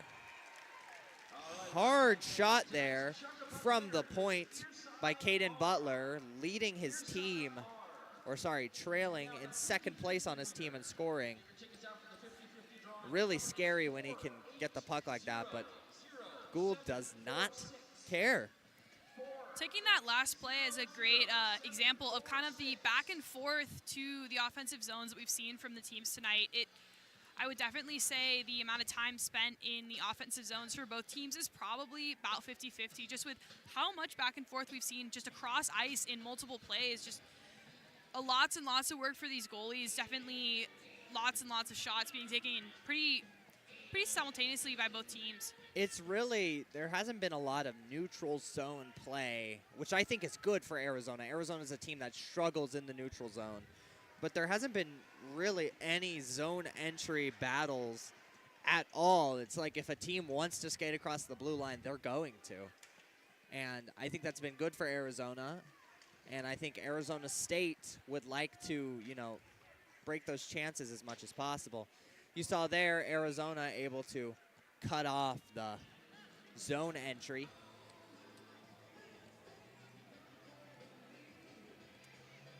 Looks like we're seeing a penalty for U of A.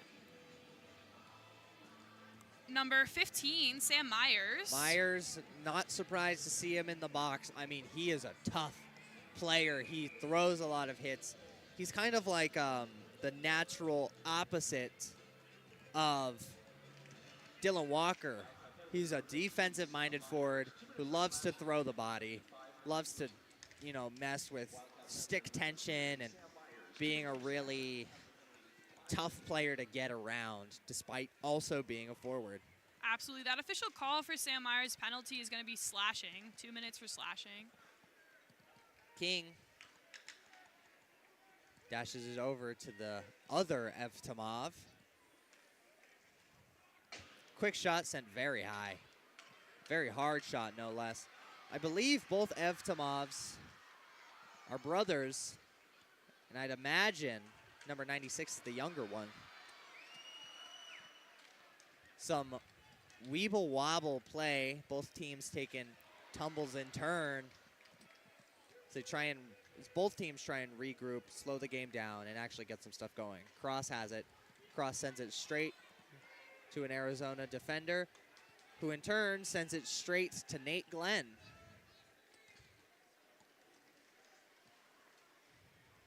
Looking for the pass across. Good pass there to get into the O-zone. Evtimov to Marchant. All the way around to Cross. Cross loses a stick. Evtimov. Marchant has it. Marchant calculating. Back to Evtimov. Evtimov, quick shot off the pads. Peyton Gould. Marchant keeps it on sides. Pass there to Cross. Cross not too concerned with getting to it. Changes his mind. He gets to it there. Marchant has it. Marchant. Evtimov looking for the 1T, but instead, Marchant takes the shot. And a very loud, I mean, those shin pads make such an iconic noise. Big, loud puck block there.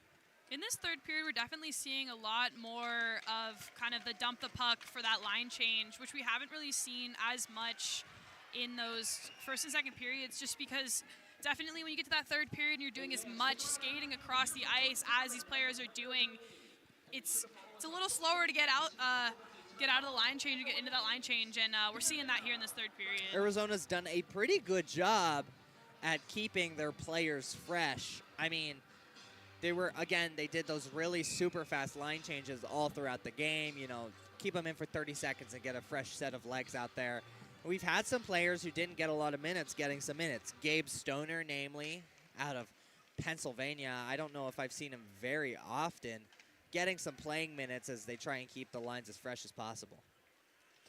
Erdman has it. Erdman, a quick shot. Nowhere near the net, maybe looking for a pass.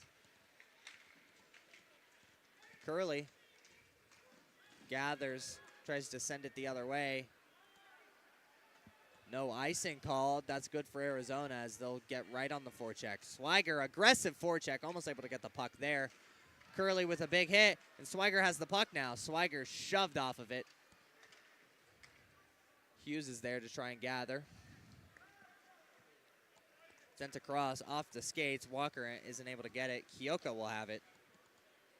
Kyoka up to Hughes. Hughes looking for the pass. Gets it to Gabe Stoner. Hughes again. Hughes to Shet. Shet with some fancy dangles to get through the neutral zone. That is that speed that we expect from Shetland, and we just saw it there. I love to watch Shetland play. I mean, in the league, they talk about, one-on-one opportunity there right into the pads of Hayden Gould. Like it was nothing. As I was saying, you know, in the league, you're starting to see a shift towards smaller, more agile players. Like, I mean, Connor Bedard always comes to mind after all the hype he received last year. Not a big guy, not a physical guy, but he's fast, and he's got those dekes, and he's got a whole bag of different tricks. And I think I see that a lot in Shetland, where he's never the biggest guy on any rink, but he's easily the most talented when it comes to stick handling and speed. Glenn came out to play it. Looks like it was going too fast for him. Gibson back, trying to defend. Gibson taking a slash at the stick of number 25. Arizona State with a quick shot, and then another one. Glances off the elbow. Great shot opportunity there by Evtimov. Goes down to one knee and takes a shot, but another great block by this Arizona decor. We're definitely seeing in this third period, obviously we've been seeing great work from the defensive core throughout the game, but really in this third period, their efforts are really shining Stepping through. it up, yeah. Definitely stepping it up, and you're seeing how they're really, again, being that kind of oppressive force to the ASU offense here. I talked in the last period about how this is a mental game. ASU is a very mental team, and the way this game is going dictates how they play. And I mean, in the first period, they were one of the best defensive teams I've seen, just locking up Arizona players. But then they come out of the locker room, and suddenly Arizona looks incredibly defensively gifted. And again, I know we've said this a lot tonight, but in a rivalry game, you definitely start to see those things that you see in that first period that are exactly what you want to see, the regimented stuff, like the ASU defense core, for example. And it starts to kind of fall apart a little bit on how regimented they are in that third period as the anger and the tension start to get a little higher. Myers is going to take a sit and usher in an ASU power play, either roughing or interference there with a late, very dangerous hit. I didn't like the leg-to-leg contact. If you're Myers in that situation, you really got to lock onto your man and get a fair hit instead of what happened. Strangely enough, it looks like ASU will be trading penalties. Evtimov doesn't like it. One more time for the Chucker Park winner, Earside R. Earside Excuse me, not Evtimov. Rudy's Barbecue Gift Card for the Rudy's Cade Olson, the captain. Seeing Olsen and Etimov kind of work on a line together this game has definitely shown that pass mentality really working. I think the two of them have kind of that layer of trust in which they understand that sometimes the other one really does have that better shot, and you kind of see that in how they really pass each other and move as a fluid force together. That's a, kind of game scheme, passing between D and trying to find the right person with the right shot. Super popular in the ACHA right now. UNLV did it. All three of their top players, in my opinion, were all defensemen who could just pass back and forth all day, look for their shot, and take the best one there.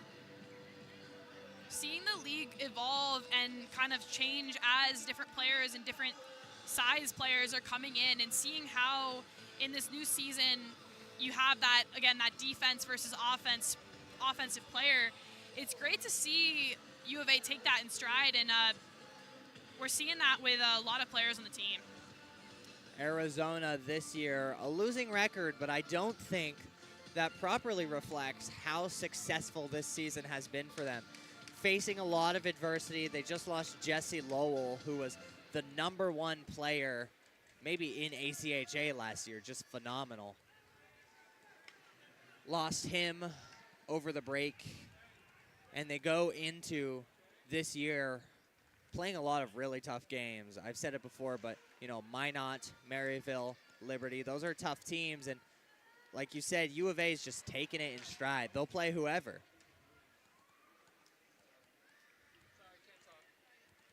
We've got about 1:30 left on this PK. Butler skating through the zone, making a lot of space for himself there. Gives it right to Evtimov. Evtimov back to Butler. Kicked up and over with a purpose by Gould.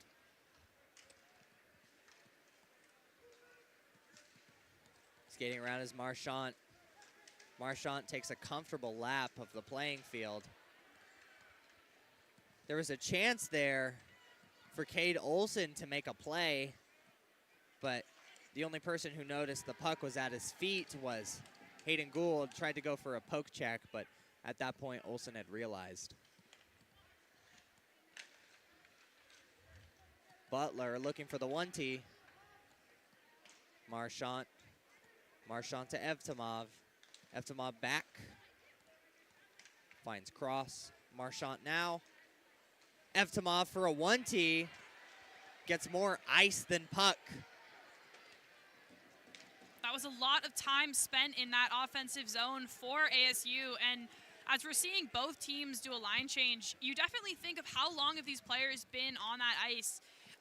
In this third period, it definitely feels like we're seeing a lot of Olsen, Butler, and Marchant for ASU.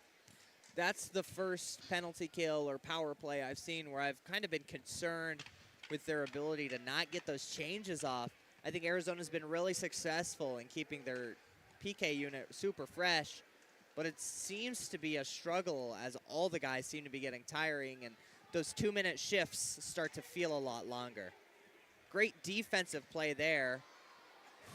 and a really rough hit along the boards. Myers in through the zone, tries something way too fancy. Gets the puck taken away. Gould gathers himself behind the net, gives it right to a Sun Devil. 3, tried for 4, back-to-back nasty hits there. Through the zone, Curley. Stick tied up, backhand shot sent too high. Rue and Swiger along the boards trying to find it. Oh my goodness, Curley sent a glove and a stick flying. We almost have a full kit in the air this game. We've had a bucket, we've had a stick, we've had a glove. If we can just get a skate to fly off someone's foot, I think we'll be good. We're definitely seeing kind of that determination from ASU in this third with 6 minutes and 40 seconds left. To just get some points, more points on the board. Obviously, knowing that they're coming in to this arena again tomorrow night at 7:30 to play U of A once again, I think setting the tone with the next 6 minutes for what tomorrow's game will be. Yeah, you don't want to look weak when you play a team tomorrow.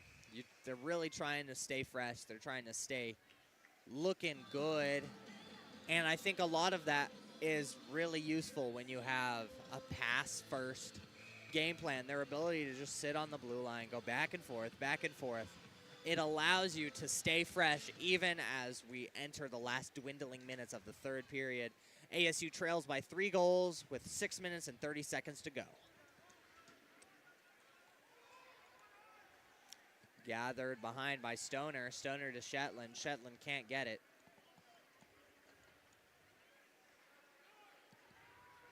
Evtimov tried for the cross-ice pass through the neutral zone. Couldn't get it. Baird gathers. Baird through the legs of Stoner to Walker. Walker dumped onto the ice and then receives a cross-check to the neck. Interesting idea there by ASU to retaliate against the player who just got hit. Pretty obvious cross-check into the box. Walker goes down, and as soon as he gets up, you cross-check him in the back. Just not a smart play, a good play, or a useful play. Walker was miles out, and, like, there's no retaliation there. That doesn't show anybody that, you know, you're tough and you're sticking up. You're just hitting the guy while he's down, and absolutely. pay the price. And tensions are high, obviously being so many things. A rivalry game, down by 3, 6 minutes left. There's so many aspects that are pushing this tension higher and higher here in this game. We've seen it with SDSU. We've seen quick backhand shot. A great opportunity there in a really good shot, but Glenn keeps it alive. Arizona unable to hold on to the puck. We'll head the other way with more time in the power play.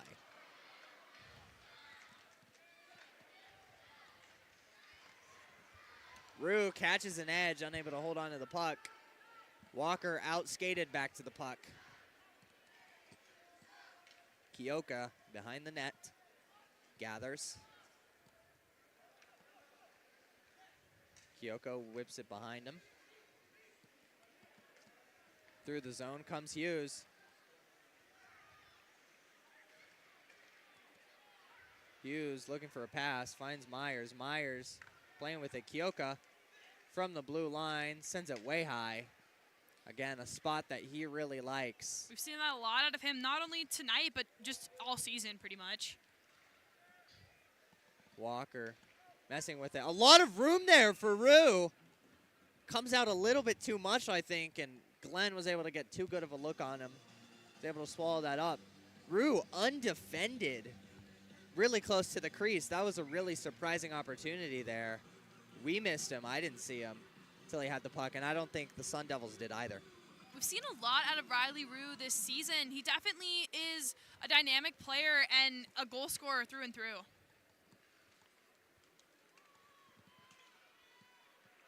Baird passing along the blue line. Curley looking for his man. Quick shot. Swiger trying for the deflection, but sends it the wrong way.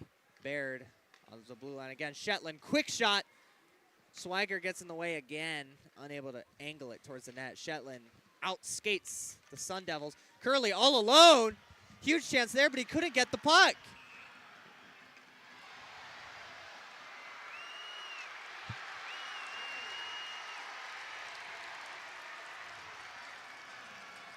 Some truly needless extracurriculars. Needless extracurriculars. Right there. Not the play you want to see.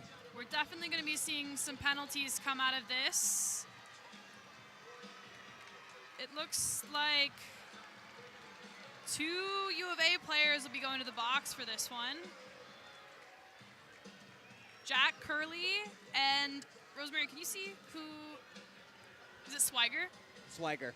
Swiger and Curley are in the box, along with 2 ASU players as well.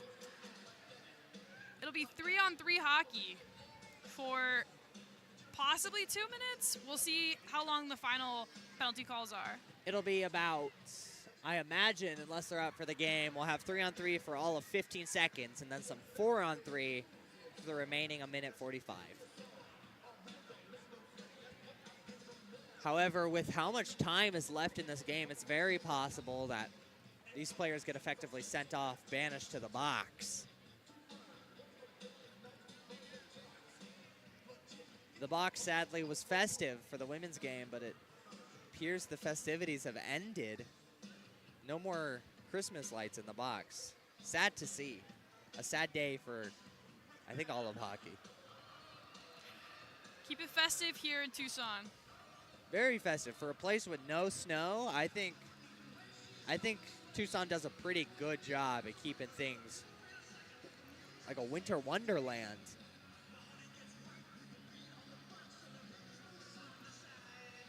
Looks like they're setting up. And this is going to be, it looks like 4-on-4.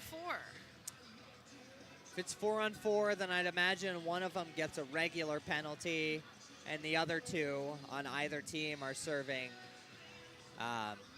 your 10-minute penalties, effectively banished to the box. And it looks to be the case. We'll have 15 seconds of 4-on-4, followed by 1:45 of Wildcat penalty kill. 4 minutes left to play. Arizona looking to extend the lead and rub some salt in the wound of their in-state rivals. Number 24, Tristan Slanger. 2 minutes each for roughing. An additional penalty for the Wildcats number 8, Jack Curley. I said this earlier, and I'll say it again. We're definitely seeing kind of the tensions. Oh, quick shot. We're definitely seeing those tensions start to rise again from both teams. ASU out of determination to get some points on the board, and U of A just is getting angry, really. It'll be an ASU power play, 5-on-4, and not a good sign. Curley's in the box for a combined 2 and 2.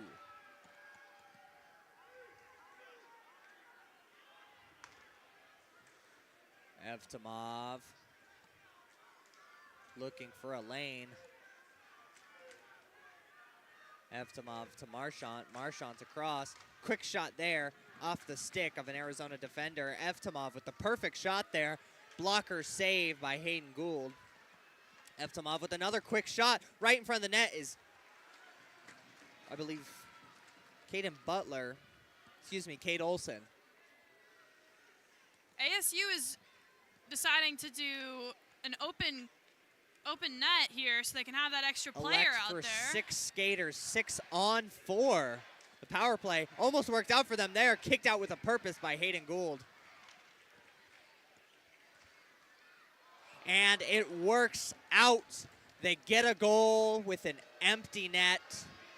Gould pretty upset, clearly looking for a goalie interference call, but won't get it as ASU cuts the lead to 2.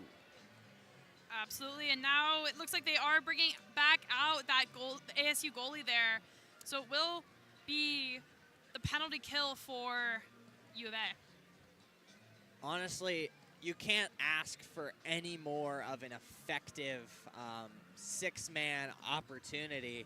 You get 6 people on the ice, you cut the lead, and you go from there. It's basically as perfect as it gets. 2 goals in 3 minutes is a lot easier than 3 goals in 3 minutes. Cross ice pass. Baird trying to break it up.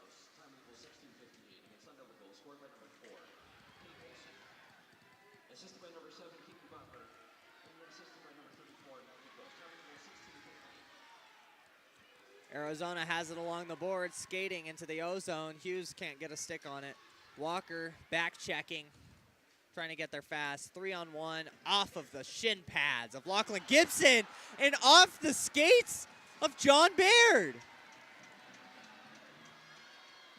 ASU cuts the lead to 1 with 2 minutes 30 to go.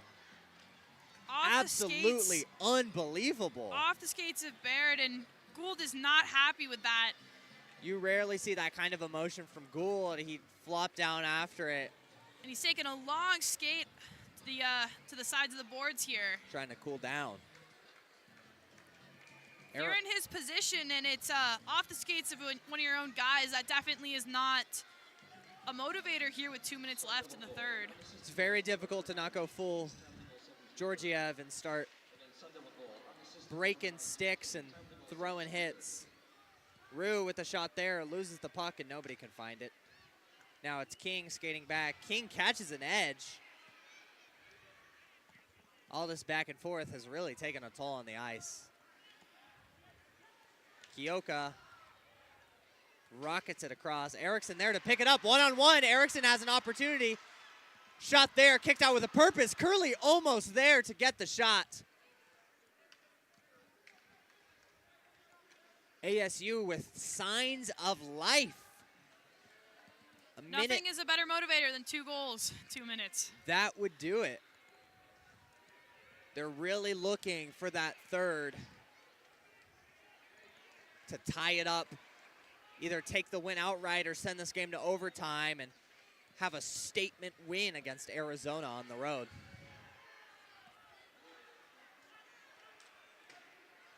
Both benches are really fired up now. Minute 20 to play. Once again, ASU has pulled their goalie to have that extra skater on the ice. Josephine just misses The empty with that netter. open net.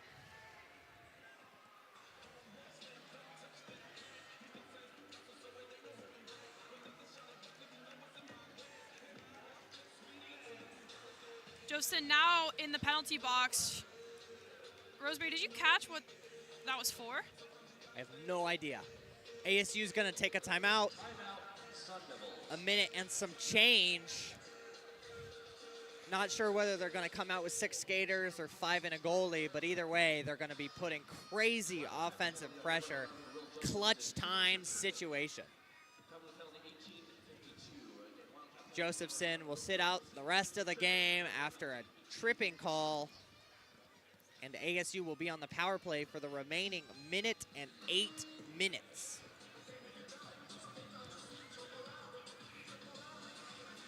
We also have Swiger and Marchand who are serving those 10-minuters out of the box now. So only Josephson will sit out for the rest of this game tonight.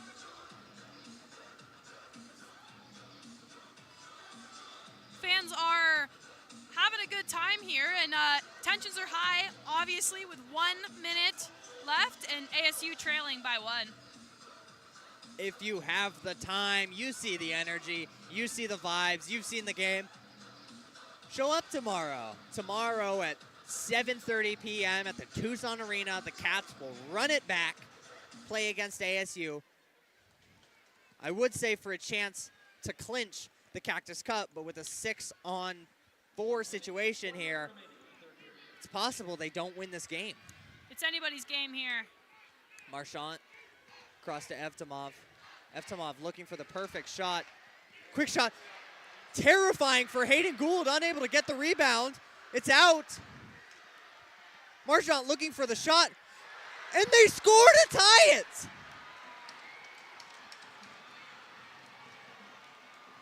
"40 seconds remaining in the last 5 minutes of the game. ASU ties it, down 3 goals, 4-1, and ASU makes a miraculous comeback to tie it up. Now the pressure's on the Wildcats to come out here and stop the game from going to OT. They're looking like the slower, less offensively blessed team right now, and if they go to OT, there's a good possibility these hot Sun Devils are gonna stay hot. Feels like we're watching a different team from that second period with ASU. They are not the first. I would say second period they were definitely on kind of that more of a defense kind of mind. And with the last 5 minutes of play, we've seen fantastic offense. All even with 40 seconds to go. Can the Wildcats score one, or will the Sun Devils score first to take the game? Game 4 of the Cactus Cup. If the Wildcats win tonight, they have a 3-1 advantage in the series. Shot from Chioka, kicked out with a purpose by Nate Glenn. 20 seconds to play. If you're ASU, you're doing everything in your power to keep that puck along the boards as long as possible. 10 seconds left to go. Shot there. Nothing left to do in 3 seconds, and we will go to overtime. I believe it is a 2-minute break, so we're going to stick with you. Just an absolutely ridiculous game. You talk about barn burners. I mean, this crowd, I don't think anyone was expecting after 4-1 to go to overtime. Absolutely, and kind of taking a minute to look at Gould here, we're seeing a lot more emotion than we've seen from him, I want to say, all season. And it'll be interesting to see kind of what the effect of the last 3 kind of back-to-back ASU goals, 2 of them being pretty fantastic goals and 1 being a push-in from his own player, and see how all of that kind of affects him, really, in this overtime. Gould's #1 thing all season has been playing calm, playing cool. If you go back to any of our broadcasts, we say it ad nauseum. He has to play cool, he plays chill, and he's like a brick wall out there when he's calm. But something, I think, after the first goal, he wanted the goalie interference. After the second goal, he was beating himself up and incredibly frustrated as Baird knocked it in. And I think with that third one, he's kind of at his wit's end. Not something you see a lot from the typically stoic Hayden Gould. Hopefully, though, that doesn't affect him here in that overtime, and he plays well. In case you are not up to date with the ACHA's overtime rules, we will take a 2-minute break, which only has 30 seconds remaining, and then it'll be a 5-minute sudden death overtime, followed by a shootout. If you've watched NHL, it's basically exactly the same thing, just a lot more intense when you have an in-state rivalry game like this. Excuse me, they'll play 5 minutes of 3-on-3 overtime, try and increase those scoring chances, sudden death opportunities. The three skaters for Arizona will be Curley, Rue, and Kyoka. I couldn't think of 3 better. I mean, these are two-way players, you know. Definitely. I would say they're definitely settling into that kind of top line position for U of A as an offensive trio, and hopefully they get it done here. Curley, first line winger. 2-on-1 situation right off the faceoff. Rue shoots. Can't get the toe on it just right. This is why they make the overtime 3-on-3. It allows for chances like that. You lose the faceoff and suddenly you're doomed. 1-on-1. Kyoka cleanly gets it. Curley trying to break it up. Curley going to give the body. Gould can't find the puck. Miraculous that it stayed out of the net. Devils going to go for a line change. Cross skating gingerly. Cross looking for a pass. Rue playing really strong. Curley going to break up the pass. Great job by both Curley and Kyoka there to break up the easy play. Marchant on the point. Back to the blue line. Looking for a shot. Calculating. He shoots almost randomly. Gould off of his toe. Crowd has me feeling nervous. I feel like my heart's racing. The atmosphere in here is incredible. 3-on-3 overtime. Any goal ends it. Skating around. Gives it to the captain, Olsen. Olsen and Hughes struggling to come out with it. The technical dynamic that we're seeing from this 3-on-3 for both teams is just fantastic. You're definitely seeing how they're really operating this and how they're going to be working this. I believe Arizona has a delayed penalty. Arizona's also done a line change, bringing in Walker and Hodgson. Along with Justin Hughes, Walker. These are three very offensively minded players. They have all the time in the world. Just play with the puck. I'm not sure the crowd understands that this is good for them too. Especially with 3-on-3, forechecks aren't playing very heavy. They need time to regather and really think about their offensive strategy. Just going right in, getting the puck stripped, and getting beat on the back check is a recipe for disaster. Walker skates into the zone, holding on to it desperately. Really a game of keep away here, and we're seeing it. They're really looking for a good entry. Crowd doesn't like it, but Walker, Hughes, and they all seem pretty calm. Baird, back to Walker. Walker up to Shetland. Shetland, game on his stick. Dangles, back to Baird. The big demon Baird keeps it on sides, looking for Shet. He's gonna have to skate back. One-on-one situation with and Shetland turns on the Jets, cuts it off before it has a chance to start. Evtimov leads his team in points, gives it to Shetland. Shetland angles it across, looking for Kyoka. Kyoka gathers. Kyoka tips it to Walker. Evtimov now in the neutral zone. Minute 30 left to play in OT. Evtimov, quick shot, swallowed up into the pads of Hayden Gould. And we can breathe a sigh of relief. Definitely a stressful. If you want your blood pressure to rise, go to a overtime ASU U of A game. Definitely, I don't think my heart's raced this hard when I'm just standing still. I'm not exercising, and I feel like I just ran a marathon. This is why they play 3-on-3 OT, is because it's so incredibly dangerous. Every single mistake could result in a game-losing ending, especially scary for the players and the goalies. Rue, odd man rush. Evtimov gives up the body, lays down on top of the puck. Minute 15 to play. Angles it forward. Hodgson keeps his stick in the lane, can't break up the pass. Rue looking for it. Nice tip off the stick there by Hodgson, who gets wrapped up. Swiger has it behind the net. Rue's gonna go off for a change. Swiger over to Justin Hughes, the leading goal scorer for the Wildcats. Hughes with a no-look backhand pass to Kyoka.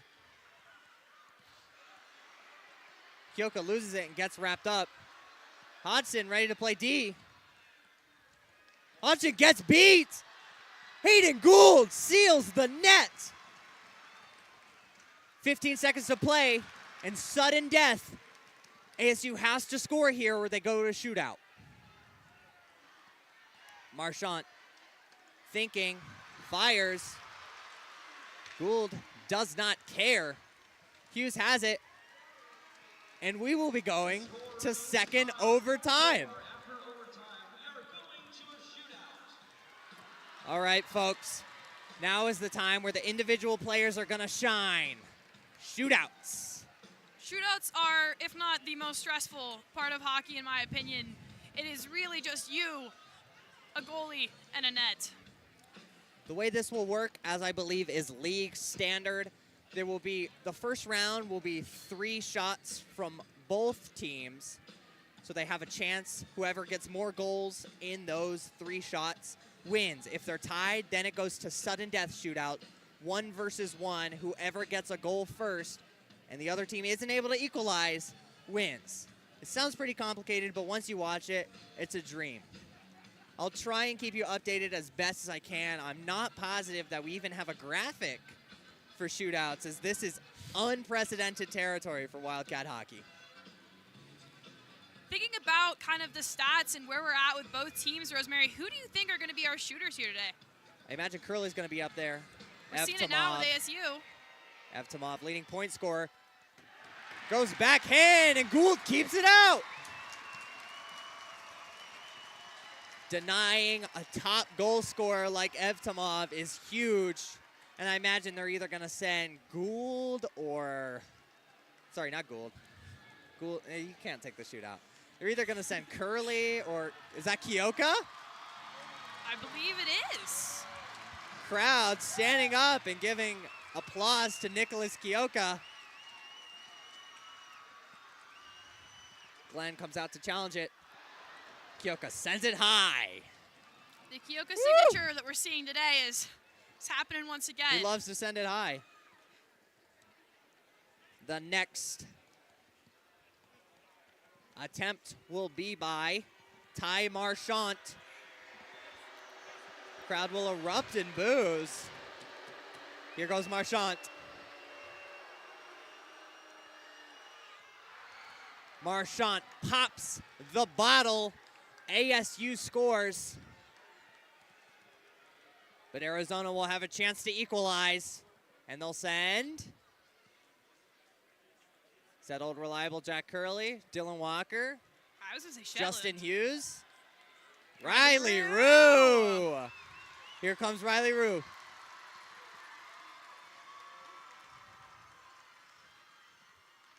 Backhand, elevates and scores. Great job by Rue there to get a very aggressive goalie like Glenn to make a mistake. Goes backhand upper deck on him. Ugh. Beautiful, beautiful goal from Riley Rue. And you know him as a goal scorer, and you see him as a goal scorer. Here it is. They're tied at 1 apiece. Here comes number 7, Caden Butler. Butler sends it high. And who do you think will have off the bench, Brooke? I'm going to hope Walker. Walker or Hughes? Or Curley. Or Curley. It's a fun game of guessing before we see the numbers. Hughes, there he is. The leading goal scorer for the Wildcats. Game on the line of Scola Gore here. The crowd is on their feet. Hughes treating it casually. And he scores! Wildcats skated off at the shootout.